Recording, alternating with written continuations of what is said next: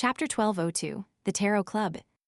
The demigods and beyonders present nodded at Leonard's demonstration, indicating that they understood what the red glove captain meant.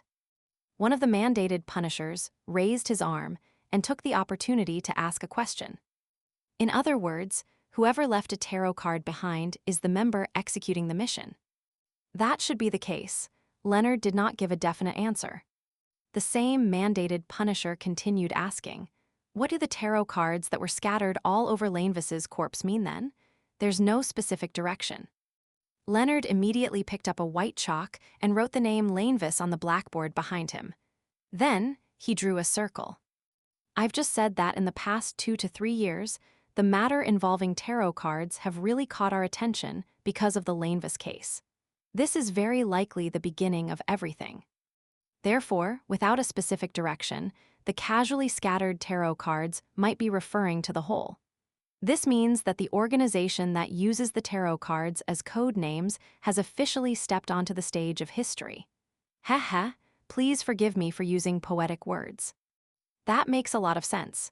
The few mandated punishers were convinced by Leonard. Leonard looked around and continued, "Let me use the Aurora order, which everyone is familiar with, as a comparison. We all know that there are 22 oracles in the Aurora order. Each of them will be in charge of a region's affairs. It's very possible that the organization with the tarot card code names is the same. The members of the likes of Judgment, the Emperor, and the Hermit should have their own factions. They will exert their influence in a particular region." Upon hearing this, a member of the machinery hive mind pondered and said, "However, the 3 members corresponding to Judgment, the Emperor, and the Hermit have appeared consecutively in Backland. According to what you just said, does this mean that the organization that uses tarot cards as code names are still lacking in scale, and that the members are all gathered in Lone, or perhaps just in the Backland region? After all, Backland's person in charge for the Aurora order is only an oracle. As for Saint Tenebris, he's in charge of the entire Lone." Leonard slowly nodded, indicating that he understood what he meant. He organized his words and said, "This possibility cannot be ruled out. After all, this is an organization that has only appeared in the past 2 to 3 years. Of course, there might be other reasons. This organization might not be divided based on location demarcation. Instead, they are determined by whether or not they can handle an area alone. They will also work together depending on overlapping situations, such as the Capim case." Seeing that the beyonders of the 3 churches and MI9 didn't raise any further questions, Leonard deliberated for a few seconds before saying, "Next up will be all my personal guesses. There are also some problems with it. This might be a direction of investigation for the future. The first question, what is the purpose of this organization? If they are like the Aurora order, with the goal to spread the faith of an evil god, then why haven't we discovered people who believe in the Fool? Even if they're all people who are scamming others in the name of the Fool. Second question, what do they have in common in the few operations? I haven't been able to find it yet. The third question I have is that high-level members who use tarot cards as their code names are not of low sequences and have their own factions.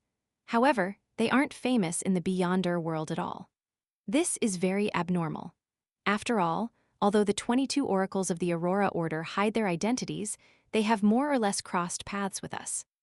They rose up from low-sequence Beyonders to middle-sequence Beyonders under our watch, eventually taking over the spot as Oracle when their predecessor dies or advances. They are all already on our lists."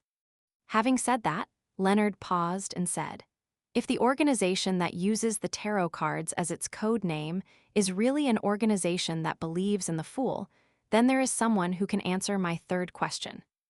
He's the crazy adventurer, Jayaman Sparrow. Rumor has it that he believes in the Fool." This name made all the Beyonders from the 3 churches and MI9 fall into silence, as though they were quickly recalling the relevant information. They had long heard that Jayaman Sparrow had a mysterious background. He believed in the Fool, and they had obtained quite a bit of information from him. However, they hadn't made any connections like Leonard to string everything together. A few seconds later, the Archbishop of the Church of Evernight, Saint Anthony, said in a deep voice, Jayaman Sparrow seems to be in close contact with the original Death Consul of Balam. That's an angel who's still active over the land. This gave the Beyonders, who weren't demigods, a fright, as they instinctively sat up straight. They all knew about Admiral Hell, but due to the confidential restrictions, they didn't know that the Death Consul represented a grounded angel. That Death Consul doesn't seem to belong to any faction of the Numinous Episcopate, said a Beyonder from MI9 hesitantly. Leonard nodded solemnly. Perhaps he is a member of the secret organization that uses the tarot cards as a code name. Death card. There was another round of silence. All the demigods had to admit that this was possible. The level of the secret organization that was represented by tarot cards suddenly rose, reaching a level that was equal to the Aurora Order. In short, Jayaman Sparrow is a clue. Leonard took a deep breath and slowly said, "Your graces, ladies and gentlemen, I'm done." St. Anthony nodded slightly and stood up. He looked around and said, "Up to now, this secret organization that uses tarot cards as their code names hasn't targeted us yet. It has shown a certain level of friendliness. Now that the war situation is tense, we are severely lacking in manpower, so it's difficult for us to take any major actions. Therefore, I suggest that we try our best to avoid conflict with them and not attempt to eradicate them for the time being. Of course, we have to do what we need to do. A secret organization with the existence of a grounded angel itself represents danger. If we don't understand it or grasp enough information about it, we won't be able to react in time and stop any possible conspiracies." Hiramic and the other demigods thought for a moment before nodding in agreement. Anthony Stevens looked around, his gaze landing on Leonard's face. "This investigation will be led by you. Coordinate it well." Leonard agreed solemnly. At this moment, deep blue efficient Randall Valentinus spoke to Leonard impatiently. "Give them a name. We can't keep saying secret organization that uses tarot cards as a code name. It's quite a mouthful. What suggestions do you have?" Leonard considered carefully before saying, "Tarot Club." "That works." Randall stood up and said with a thunderous voice, "Let's call it the Tarot Club." Late at night, in Empress Borough, in the Hall family's villa, the exclusive dessert chef, Tim, suddenly woke up from his dream and stared at the ceiling in the darkness. He had just dreamed that he was enjoying an ice cream and had just eaten it when he woke up. The more he thought about it, the more intense his cravings became. In the end, he overcame his feelings that it was trouble and got out of bed. Putting on a thick sleeping robe, he walked out of the room and came to a pantry not far away. As a slightly famous dessert chef in the aristocratic circles, Tim was given special privileges by Earl Hall. He could enter the pantry at any time and use the ingredients here to test his new ideas. Meanwhile, Tim had repeatedly returned Earl Hall's trust with high-quality desserts. Of course, he often appeared in the pantry due to midnight cravings for food, just like now. After some serious and hard work, Tim used the remains and prepared ingredients to make a few cups of ice cream and ate half of it. Then he patted his stomach, washed the cutlery, and left the pantry in satisfaction. The remaining few cups of ice cream were left in the corner, as if they had been completely forgot. In Sherwood Borough, by the Tussock River, in an uninhabited shallow flat. Wearing a dark-colored cloak, Audrey first made use of dream traversal to arrive nearby before walking over on foot. She skillfully set up the ritual and prayed to Mr. Fool. Soon, a silver-black accessory box embedded with many gems tore through the illusory door and landed in front of Audrey. Audrey tucked a wisp of blonde hair behind her ear and picked up the box of the Great Old Ones, 061, without any delay.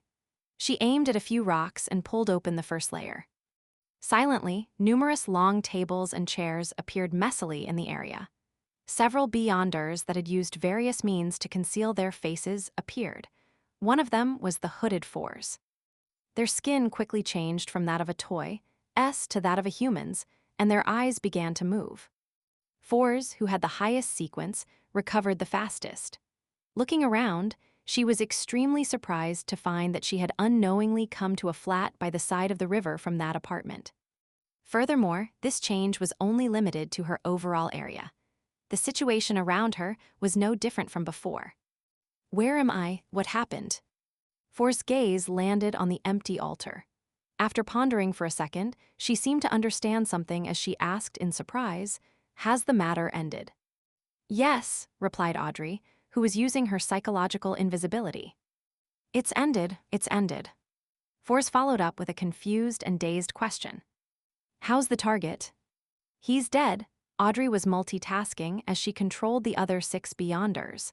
Her answer was very simple. "He's dead. Saint of Secrets Bodis has died.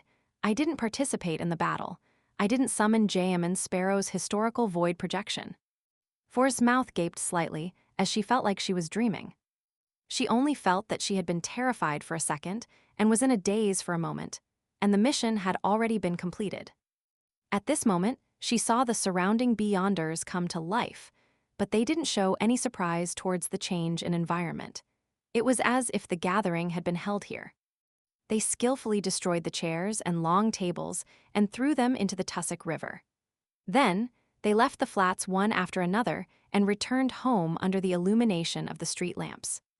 "This is a manipulator. How terrifying." Force jumped in fright and completely snapped awake. "Return first."